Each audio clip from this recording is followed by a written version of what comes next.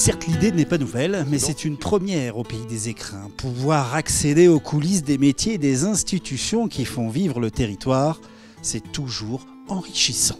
Ça consiste en fait à montrer ce qui n'est pas montré habituellement, c'est-à-dire les gens qui travaillent, qui font vivre ce territoire et une face cachée, une face qui est inexplorée au pays des écrins et sur laquelle on lève le voile peu à peu. Le pays des écrins, pays de montagne, des sports de plein air, de nature sauvage, c'est aussi un territoire où l'on mêle allègrement les savoir-faire, les passions et aussi les talents. J'ai juste un fournil, je fais que la production ici. Je fonctionne uniquement du coup sur livraison. Voilà la particularité.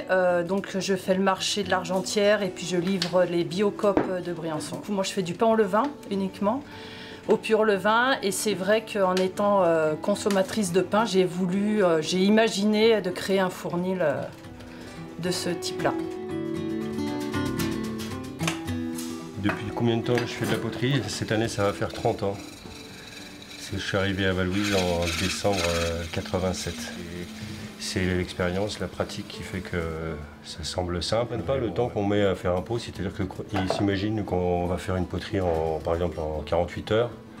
Donc ils demandent des explications sur les différentes étapes. Et moi en l'occurrence, pour réaliser toutes les étapes, ça me dure entre 2 et 3 semaines. Donc ça surprend beaucoup les visiteurs parce que d'ailleurs certains ont du mal à me croire quand je leur explique ça. C'est aussi l'occasion de pouvoir réaliser des visites insolites et des rencontres inédites.